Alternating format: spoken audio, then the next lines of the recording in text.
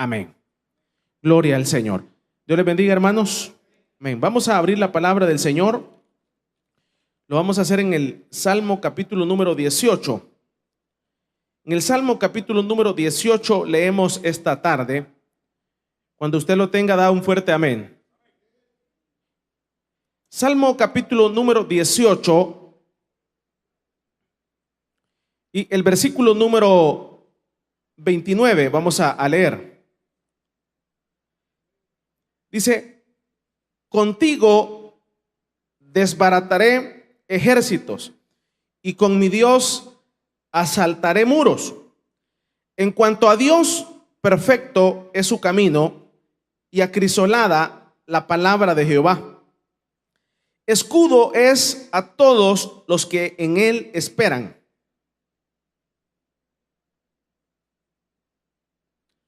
Porque ¿quién es Dios sino solo Jehová? ¿Y qué roca hay fuera de nuestro Dios? Amén. Gloria a Dios. ¿Pueden tomar sus asientos, hermanos?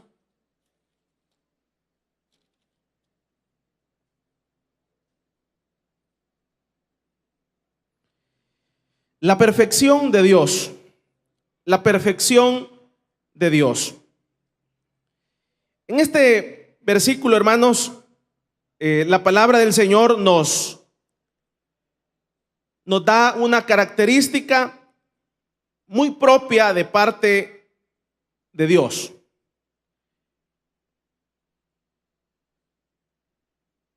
Ahora, cuando en la palabra del Señor establece que Dios es un Dios perfecto, es una palabra muy amplia, es una palabra que tiene un contenido muy grande, a tal grado que esta palabra lo que nos está dejando claro es que Dios literalmente es perfecto. Dios es perfecto en su esencia. Y lo que eso establece aquí en la palabra de Dios es que en él no hay una degradación, que en Dios no hay una corrupción continua, tal como existe en el ser humano. En otras palabras, Dios no está hecho de huesos, no está hecho de carne. Su esencia es una perfección, literalmente. Ahora, eso lo que implica es que Dios no se equivoca, que Dios, sus caminos son perfectos. Lo que implica que Dios es perfecto es que sus pensamientos son perfectos. Eso lo que implica que su voluntad es perfecta. Ahora, cuando vemos a Dios con todas estas características, vemos que Él ejerce su perfección, desarrolla su perfección sobre aquellos que han seguido al Señor, sobre aquellos que seguimos en los caminos de Dios. Entonces, esa perfección de Dios se ejerce sobre la tierra, primeramente se ejerce sobre el universo, se ejerce sobre la eternidad, se ejerce sobre la galaxia y muy puntualmente se ejerce sobre los animales y muy puntualmente se ejerce sobre los seres humanos. Pero al ver que sobre los seres humanos se ejerce la perfección de Dios, ¿sobre quiénes? Sobre los que somos seguidores de Dios, sobre los que somos seguidores de Cristo, se ejerce esa influencia y esa perfección. Ahora, al ver este contenido y ver este tipo de alcance que nos alcanza a los que estamos en Dios y a los que seguimos los caminos del Señor, sin duda esto tiene grandes repercusiones sobre nuestro andar, a tal grado de que muchas veces esta perfección de Dios nos llevará a situaciones que no las vamos a entender. Nos llevará a situaciones en donde humanamente no vamos a poder tener una explicación cuando Dios ejerce su perfección sobre nosotros. Ahora, acá vemos que dice que en cuanto a Dios es perfecto en su camino, y esto lo que significa que Dios es perfecto en sus obras. Y cuando vemos las obras de Dios, por eso le decía, cuando vemos el universo, hay una sincronización perfecta, a tal grado de que si algo se mueve, hay un derrumbe del universo.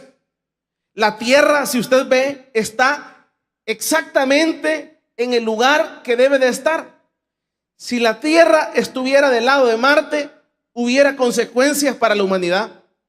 Si la tierra estuviera más cerca del sol, el calentamiento sobre la tierra hubiera efectos sobre los seres humanos. O sea que la perfección de Dios en sus obras es letal, es única. Cuando vemos la perfección de Dios sobre los animales, usted ve una hormiga, ve una cebra, ve una jirafa y encuentra la perfección de Dios. Cuando usted ve la tierra, o sea, usted agarra un poco de tierra, los elementos. Cuando usted ve las rocas, ve la perfección de Dios. O sea que en sí, en todas sus obras, Dios es perfecto. Cuando vemos al ser humano, cuando usted ve el atlas anatómico del ser humano, increíble la perfección de Dios. Cuando usted entra al ojo, cuando usted entra al sistema nervioso, cuando usted ve la carne, cómo estamos hechos, los músculos, somos como una gelatina que se puede estirar y después que se estira vuelve a llegar a su punto. O sea que la perfección de Dios se manifiesta en todos nuestros órganos, en todo nuestro ser, en el universo. Ahora, esto es, y lo establece este versículo, para que los creyentes, la iglesia del Señor, tengamos muy claro que Dios es perfecto. Vamos a darle un fuerte aplauso, pues, al Señor esta tarde. Ahora, entonces la perfección de Dios alcanza a todas sus obras, como ya lo expliqué. También la perfección de Dios alcanza en su ley. Cuando vemos todo el andamiaje que Dios deja al ser humano, cuando usted ve y analiza, por ejemplo, se va allá al libro de Éxodo, al capítulo número 11 o 10, si no estoy mal, y ve los mandamientos de Dios. Algunos pudieran considerar ridículo, absurdo, tonto aquellos mandamientos, a tal grado de que esos mandamientos, cuando usted analiza cada uno de los mandamientos, son perfectos. Cuando ahí en ese mandamiento dice, amarás a tu prójimo como a ti mismo y como a Dios. O sea, cuando usted ve ahí, no robarás. ¿Por qué ese mandamiento es perfecto? Porque ese mandamiento se pone del otro lado, del lado de la víctima. ¿Cómo se siente la persona cuando le roban un carro? Cuando ha pagado ese carro 3 años, cuando ha pagado esa casa 4 años, cuando ha pagado aquel instrumento de valor durante muchos años y muchas cuotas, y viene el otro y se lo quita. Entonces, por eso es que cada uno de los mandamientos es perfecto, porque dice, no hagas esto, porque del otro lado el otro se siente dañado, se siente agraviado, hay un dolor y por eso no hay que hacerlo. Cuando usted ve cada uno de esos mandamientos en donde dice: no codiciarás la mujer de tu prójimo, y entonces alguien dice: a mí me vale esto, a mí no me importa esto, yo me voy a saltar este mandamiento, no me interesa cumplir este mandamiento. Pero el problema es que ese mandamiento es perfecto. Ese mandamiento es perfecto. Yo recuerdo de muchos casos de hombres, por ejemplo, aquí en El Salvador vivimos en una cultura machista. Y la cultura machista establece que el hombre en sí, entre más va conquistando mujeres, se llega a considerar que ese hombre es un hombre exitoso porque puede tener varias conquistas, y entonces eso infla el ego del hombre, y entonces llega a un punto en donde usted ve que muchos hombres se jactan de este tipo de conductas, y a tal grado que muchos de ellos ni tan siquiera se ocultan, sino que las manifiestan. Se las manifiestan a sus seres queridos y se las manifiestan en su entorno. Pero ahí está ese mandamiento que es perfecto. Y para comentarle, se han dado un montón de casos de ese perfil de hombres machistas, ese perfil de hombres que siempre las hacen. Pero lo raro que ese perfil de hombres que ellos siempre lo hacen, cuando a ellos se los hacen, usted viera, unos de ellos se matan, otros de ellos se cuelgan de árboles, otros de ellos no soportan el dolor, pero ellos sí lo hacían. Ellos sí andaban con una y con otra y con acá y publicando esto y publicando acá, pero cuando a ellos se lo hicieron, no hallaban dónde poner el dulce. O sea que los mandamientos son perfectos, son perfectos. Sí, es cierto, alcanzaste esta conquista, alcanzaste esta otra, pero espérate el día que te lo hagan. Cuando te lo hagan, ¿cómo te vas a sentir? Por eso es que cada uno de los mandamientos de Dios es perfecto. O sea, no tiene ningún error, no tiene ninguna situación que vaya en contra de los intereses de Dios. O sea que cuando ese mandamiento se cumple, es perfecto. Entonces, la perfección de Dios se manifiesta en la ley de Él. En su ley ampliamente se manifiesta. ¿Qué hiciéramos si no estuviera la ley de Dios? Si no estuviera la Biblia, si no estuvieran las normas que Dios establece para que nosotros convivamos. ¿Qué hiciéramos? Fuera un caos esto, fuera algo tremendamente difícil no nos pudiéramos llevar entre nosotros mismos, porque cada uno tenemos ciertas pretensiones, pero cuando vemos cómo Dios deja su ordenamiento para que los creyentes lo cumplamos. Ahora, dice, en cuanto a Dios es perfecto, esta es una tremenda literalidad. O sea que no podemos decir que cada uno de los elementos que involucran la perfección de Dios hay un error en ello. Ahora, si usted me acompaña ahí en el libro de Salmos, en el capítulo número 19, ahí un capítulo más, dice el versículo número 7, si usted puede leerlo, dice el versículo número 7, dice: la ley de Jehová es perfecta, que convierte el alma. El testimonio de Jehová es fiel, que hace sabio al sencillo. Ahí corrobora, confirma lo que estamos hablando. La ley de Dios es perfecta. Ahora, es aquí en donde podríamos decir que hay un movimiento para que usted entienda esto. Cuando yo insisto en que la ley de Dios es perfecta, es porque es perfecta. Pero hay un movimiento que está en contra de esta verdad. ¿De cuál verdad? De que la ley de Dios es perfecta. Y por ejemplo, este movimiento es un movimiento que viene desde el tiempo de Sodoma y Gomorra.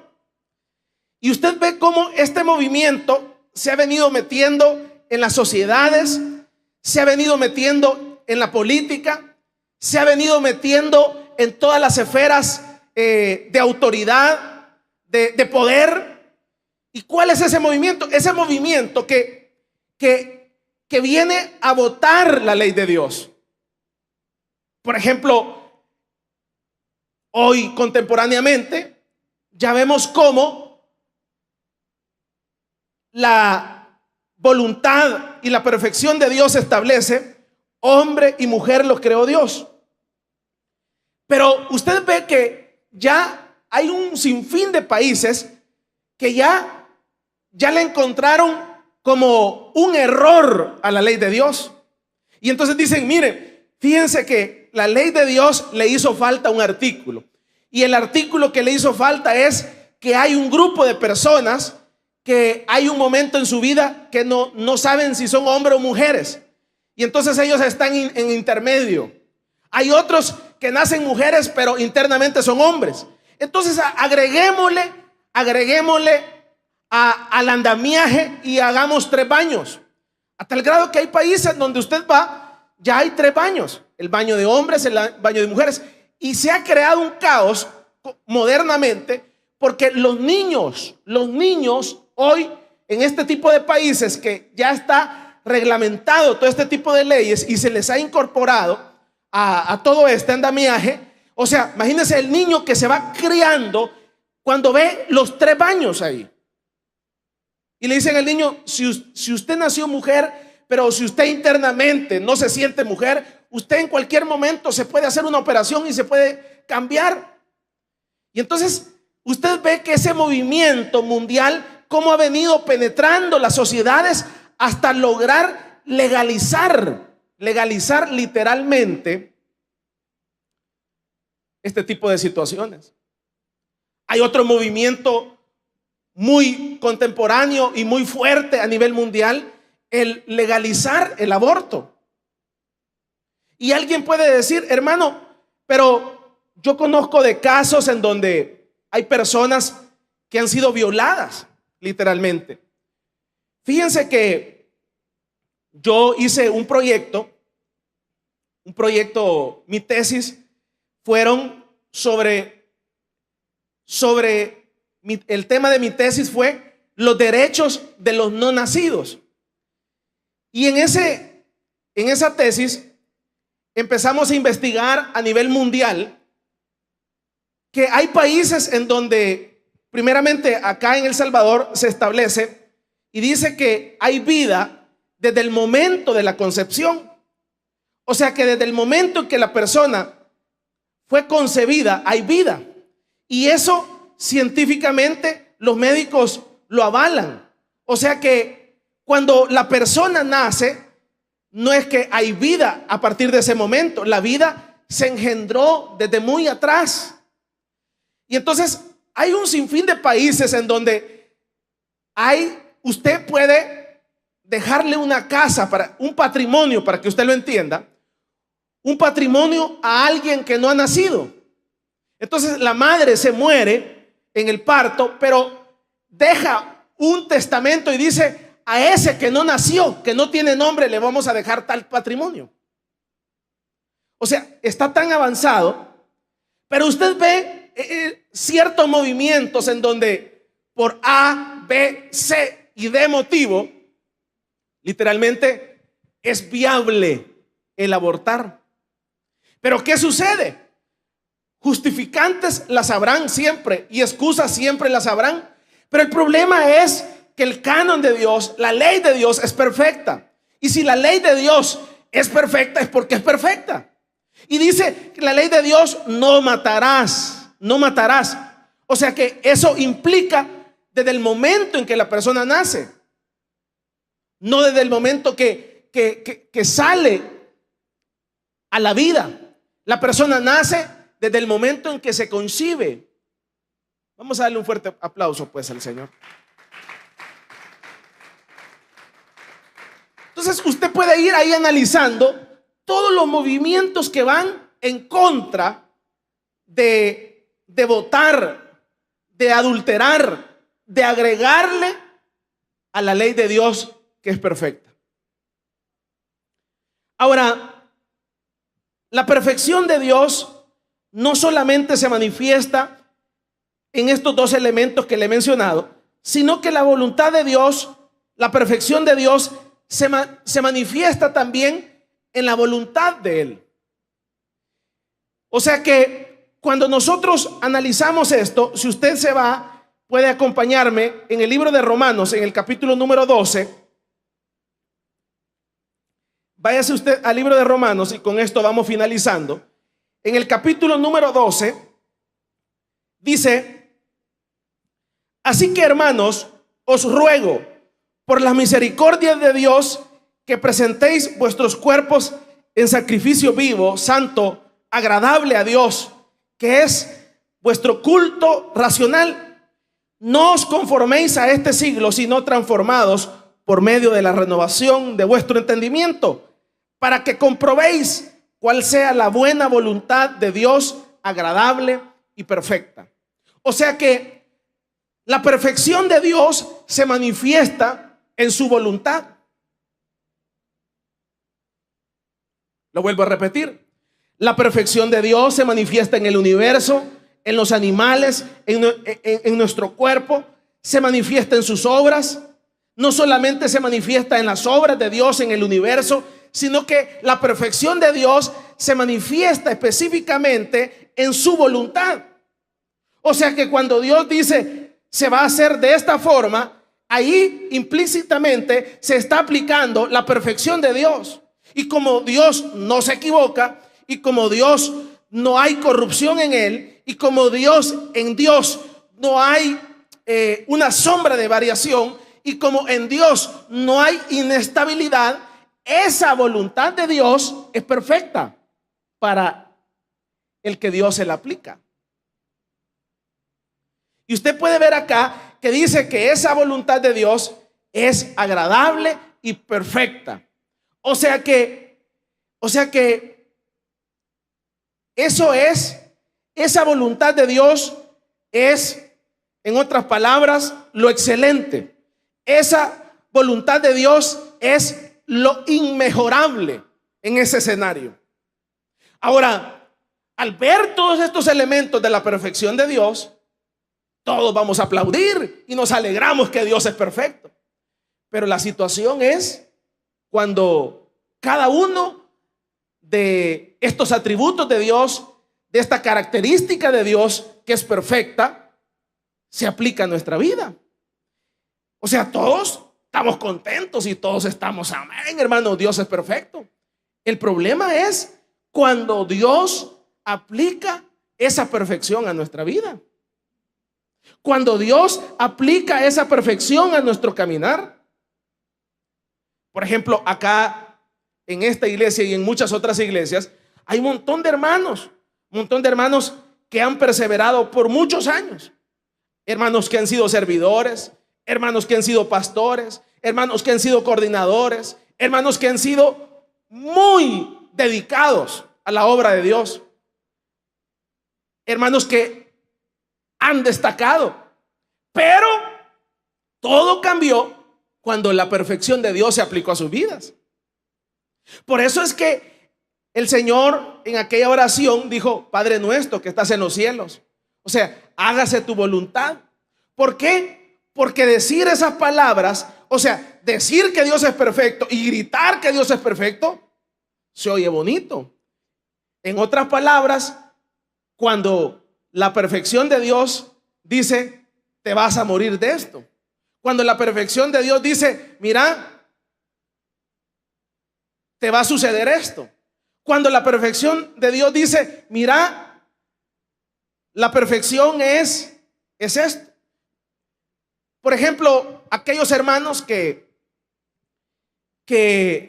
han perdido una parte de su cuerpo. Yo recuerdo de un muchacho, él es masajista, y yo le pregunto y me dice, ¿cómo fue que sucedió esto? Dice que él iba en una bicicleta y en esa bicicleta él se cayó. Vea, un joven con todo el andamiaje y toda la proyección y todas las metas por cumplir. Y entonces le digo yo, mira, ¿cómo fue que llegaste? ¿Cómo llegaste? ¿Qué sucedió con tus ojos? Y me dice, mire, yo iba en una bicicleta, iba detrás de un bus, y ahí en la colonia, no en la calle, sino que lo que resultó fue que me caí de la bicicleta, dice, y cuando me caí de la bicicleta me golpeé la cabeza, y después que me levanté ciego. ¿Qué le parece? Podríamos decir que Dios es perfecto. Ahí tendríamos que hacerlo. ¿Cómo? Le digo. Cuando me levanté me dice, nunca más volví a ver. Incomprensible. Este tipo de situaciones, por eso le digo, Dios es perfecto, amén. Pero cuando la perfección de Dios se aplica a nuestra vida, la cosa cambia. Por eso es que nosotros tenemos que saber que Dios es perfecto. Y por eso es que cuando a Job le sucedió lo que le sucedió, ¿qué fue lo que le sucedió a Job? Imagínense. Primero, de la nada empieza a perder las cosas, empieza a entrar en quiebra. Después de la quiebra empieza un hijo a morir, cayó un trueno y se muere un hijo. Póngase a pensar. Y se vuelve a morir otro hijo. Y sucede otra, y se vuelve a morir el otro. Y la mujer lo empieza a dejar. Y los negocios empiezan a quedar en quiebra. Y después empieza una enfermedad en su piel. Y sus amigos empiezan a decirle, mira, vos sos un pecador. Qué terrible, hermano, estar en esa condición. Pero aquel hombre comprendía que Dios es perfecto. Y cuando él entendió y sabía que todo lo que sucede en la vida del creyente es la perfección de Dios, nos guste o no nos guste. Denle un fuerte aplauso pues al Señor.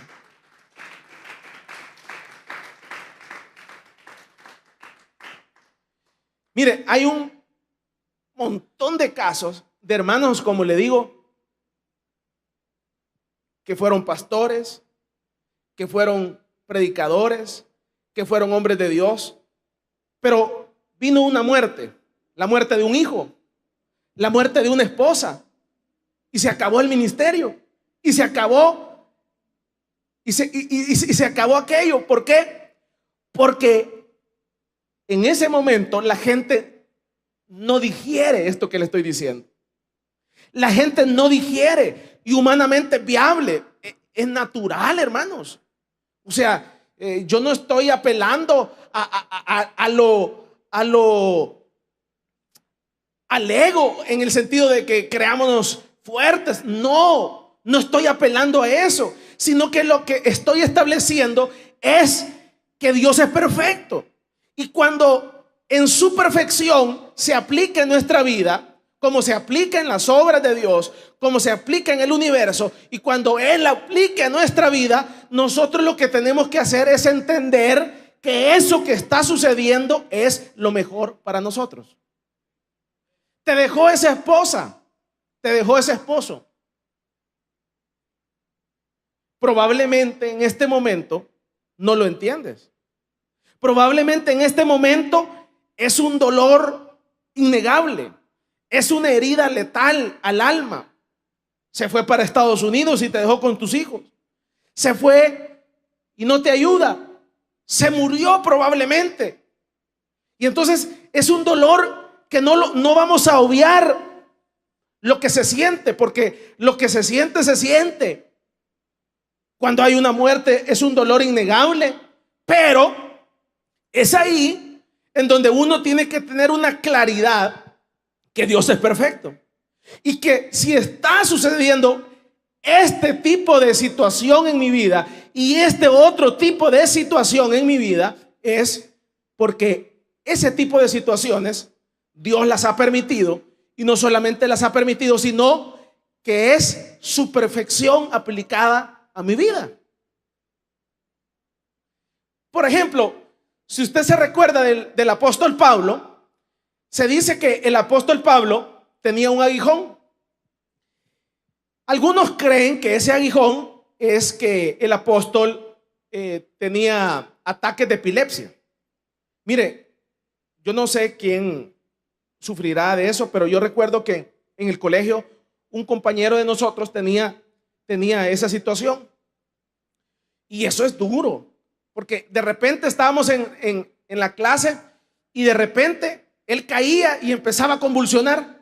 Y entonces todos parábamos en la clase y ya lo levantábamos y lo llevábamos a la clínica. En plena clase en el colegio, me recuerdo. Y una persona sana, literalmente.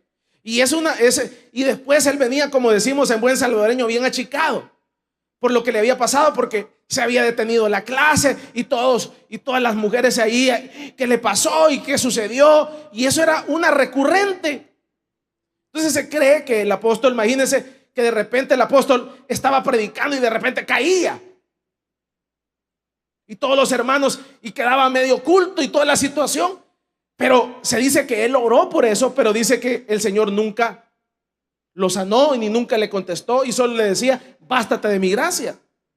Imagínense qué feo de ser que, entre comillas, un predicador tenga un ataque de epilepsia y caiga. Algunos dirán: va a estar endemoniado, está eso. Solo póngase a pensar todas las habladurías que podrían venir. Y sin duda él, del fondo de su corazón, le pedía a Dios: Señor, yo no quiero, ahorita voy a pasar a predicar y no quiero caer ahí delante de los hermanos, pero caía.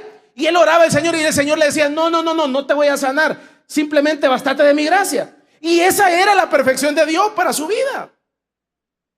Algunos se menciona y dicen que los niveles espirituales en que andaba Pablo eran altísimos, usted puede ver. Entonces tenía que ver como una forma para desinflarlo. Imagínense a alguien que ha ido al tercer cielo. Si imagínense si uno ahí a Estados Unidos, algunos van ahí a Estados Unidos y ya vienen hablando inglés. No saben inglés, pero ya vienen pronunciando palabras en inglés. Ahora póngase a pensar a alguien que vaya al tercer cielo vivo y regrese a la tierra. Imagínense qué cosas no vio. Nadie le podía contar.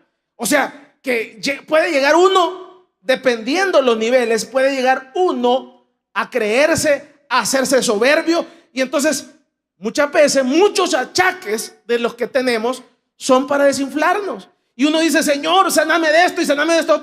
Probablemente te sane, probablemente no. Pero si no lo hace, tenemos que glorificar al Señor, porque Dios es perfecto y sabe por qué no lo hace. Denle un fuerte aplauso pues al Señor.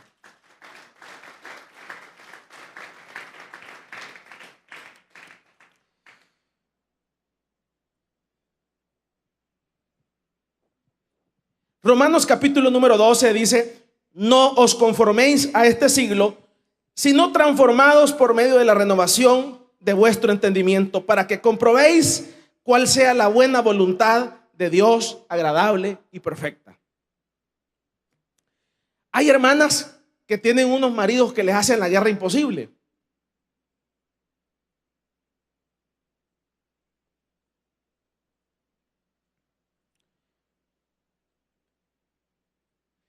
Pareciera que ese tipo de situaciones están fuera de lugar, pero muchas veces no están fuera de lugar, porque si no existiera ese marido ogro, no buscáramos de Dios. Si no existiera ese marido mujeriego, no buscáramos de Dios. Entonces hay muchas cosas que están exactamente en el lugar donde tienen que estar. Es como una piedra, está exactamente donde tiene que estar. Hay un montón de situaciones en nuestra vida que están exactamente donde tienen que estar. Y la única forma que esa piedra se mueva es que sea la voluntad de Dios. y diga: Dios, yo ya no quiero que esta mujer siga sufriendo con este hombre mujeriego, lo voy a cambiar. Como ha pasado en la obra de Dios por miles de años, Dios restaura y cambia. Pero ya es la voluntad de Dios que Dios cambie a ese león, que Dios cambie a esa persona, porque eso es en el cerebro que tiene que haber ese cambio. Ahora, usted puede ver aquí que Dios es perfecto en todas sus obras.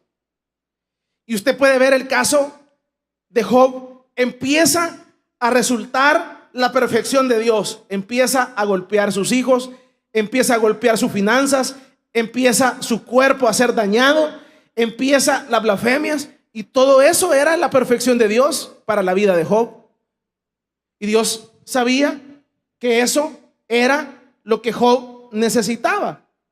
Necesitaba eso para hacerse más fuerte, porque usted ve allá en el capítulo 40, dice que las hijas fueron más hermosas, fue más bendecido, y sin duda con ese tipo de experiencias llegamos a un nivel de crecimiento muy diferente al que estábamos.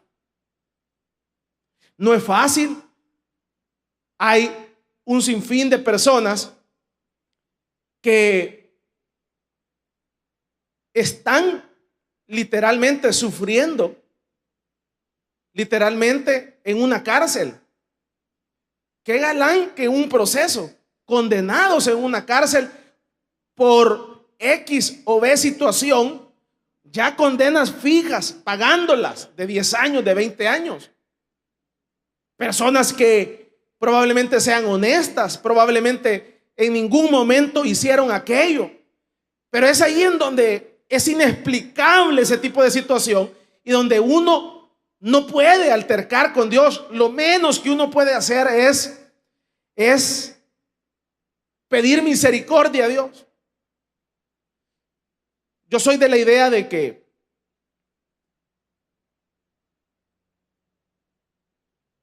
en ese tipo de situaciones lo menos que uno puede hacer es quejarse.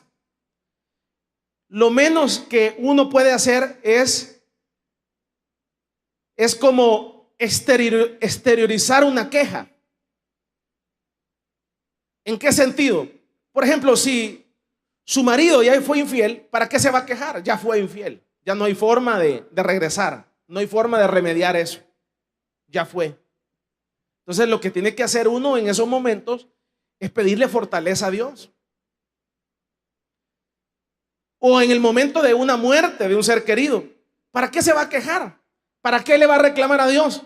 No lo va a revivir, no le va a cambiar la voluntad a Dios. Entonces lo menos que podemos hacer es: Señor, aquí estoy pasando esta prueba, esta situación, ya estoy en el problema, ya estoy en esta situación. Lo único que te pido, Señor, es que me dé fortaleza para poder aguantar y no morirme de esto. Y sin duda el Señor, al ver ese tipo de conducta, que nace de nuestro corazón, que nace que nosotros no queremos cambiar y revivir al muerto, sino que nace de nuestro interior una fortaleza para que el Señor nos dé un ánimo y una fuerza para poder soportar y entender la voluntad de Dios para nuestra vida. No es fácil. Cuando uno tiene un trabajo, hay una estabilidad. No es fácil cuando una persona pierde una casa. Eso es difícil después de tener una casita, que la casa es sinónimo de estabilidad, y más si la casa ya estaba pagadita y usted tener que salir de su casa e ir a alquilar y andar con las cositas en el camioncito y levantando la camita y volviéndola con las cocinas para arriba y para abajo. No es fácil, pero es ahí en donde uno no tiene que renegar ni quejarse, sino: Señor, dame fortaleza para moverme de este lado para allá, para acá. Señor, yo lo que necesito es fortaleza. Y el Señor, al ver que usted no quiere cambiar la voluntad de Dios, el Señor va a ver qué hace y va a enviar fortaleza. O probablemente Dios dice: mira, no has renegado con lo que has hecho, y por lo que no has renegado con lo que has hecho, vamos a darle un giro a esta situación. Vamos a cambiar esta situación. porque Dios es misericordioso. Y Dios puede cambiar una situación de un momento a otro. Usted ve que hay cosas que dan un giro. La persona a punto de morirse y ¡pum!, da un giro. ¿Y por qué da un giro las cosas así? Porque Dios ve que nosotros no empezamos a altercar. Si usted se recuerda del caso del pueblo de Israel en el desierto, ¿qué es lo que fue que sucedió? ¿Qué fue lo que, digámoslo en buen salvadoreño, lo que más mal le cayó al Señor? Lo que más le repudió al Señor, que ese pueblo empieza a recordarse del tiempo de esclavitud. Y dice ahí en el libro de Éxodo que empiezan a recordarse de los pepinos, empiezan a recordarse de las cebollas, empiezan a recordarse de la esclavitud de Egipto. O sea, eso es lo peor que puede haber en esos escenarios. Que usted esté en el evangelio y se empiece a recordar de los momentos en donde usted tenía libre los domingos, de los momentos en donde usted no hacía lo que quería, en los momentos en donde usted nadie le decía nada que hacer y ahora me dicen qué hacer. Ese es el peor caldo que un creyente puede tener para los designios de Dios. Eso enciende la voluntad de Dios y dice: no, este no le cedo nada hasta que entienda que yo soy perfecto.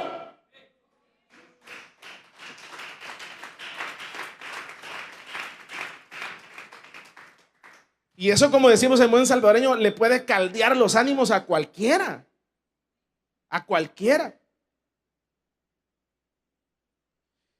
¿Por qué? Porque esa voluntad de Dios es la perfecta. Yo siempre lo hemos dicho, mire, a veces Dios ni nos da mucho porque nos bloqueamos, y tampoco nos da poco porque sabe que somos ladrones.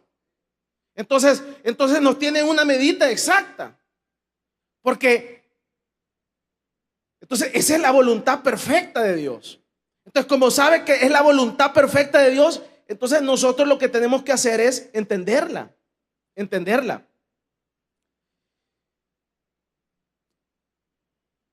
En algunas ocasiones les he puesto un ejemplo de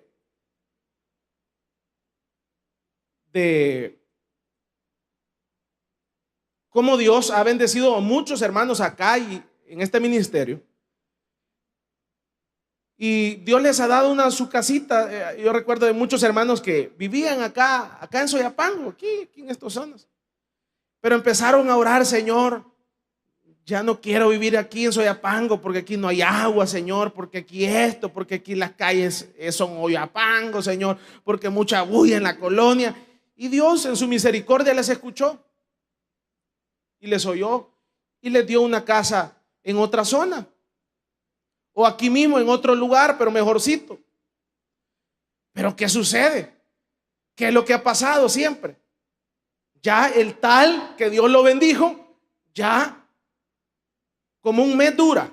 Ya el mes, fíjese que, hermano, que aquí tengo una iglesia aquí a la par. Y fíjese que ya gasto mucha gasolina en ir. Fíjese que ya está bien lejos ir hasta allá a Soyapango. O sea, empieza el cambio de nuestras conductas. Entonces muchas veces Dios sabe por qué nos tiene así, pues. Dios sabe por qué no le da carro.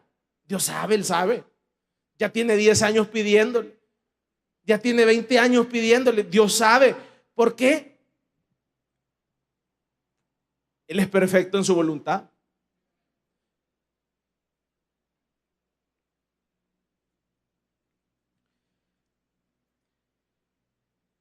Cuando usted ve esos casos de personas que están fuera de Dios en la cárcel,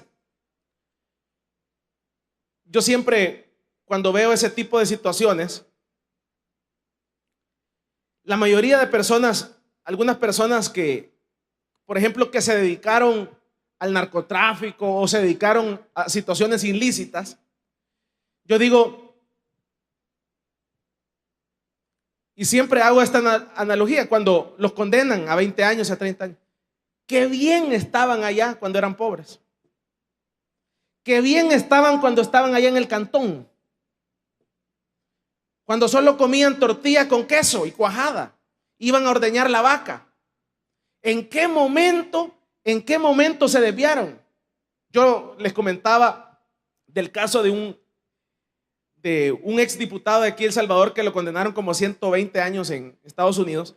Y en ese tribunal, el juez empieza a narrarle y le dice: mire, señor fulano, párese por favor, ya en la sentencia, y se para. Yo le quiero comentar que a partir de tal fecha usted empieza a hacer esto, empieza a hacer esto otro, y acá, y usted hacía estos desembarcos, y aquí, y allá, acá. Y le dice: pero yo le quiero decir de que en ningún momento nosotros como jurados somos responsables de lo que ahora va a acontecer, porque la responsabilidad inició desde el momento, y le ponen la fecha de que usted inició esto. Por lo tanto, el gobierno de los Estados Unidos le declara cadena perpetua. También que estaba en el cantón comiendo tortillita con sal. Dios sabe. Dios sabe. Dios sabe. Cada piedra está en su lugar porque Dios ahí la tiene, si usted es creyente. Entonces no reniegue, porque lo que va a hacer es que el torniquete sea un poco más duro. Entonces Dios sabe cómo lo lleva. Entonces digo, qué triste, ¿verdad? Cadena perpetua. Y era alguien pobre, por decirle algo. ¿O cree usted que si le vamos a decir no quisiera mejor regresar allá al cantón? Regresa al cantón cuando ordeñaba las vacas y solo comía tortilla con cuajada. Regresa, pero ya no se puede regresar. Para que usted vea cómo Dios es de perfecto en su obra en nuestra vida. Si a nosotros con un poquito ya nos elevamos y ya no queremos ni venir a la iglesia. Dios sabe cómo, por qué nos lleva de la forma que Él nos lleva. Entonces alabemos al Señor y sepamos que Dios es perfecto. Y en su momento, cuando usted esté pasando un momento difícil, complicado, entienda que Dios es perfecto, y eso que está sucediendo, alabe a Dios. Y mi recomendación sería: no se queje, pida fortaleza a Dios, y en esos momentos difíciles Dios le dará fortaleza. Denle un fuerte aplauso al Señor. Cierre sus ojos.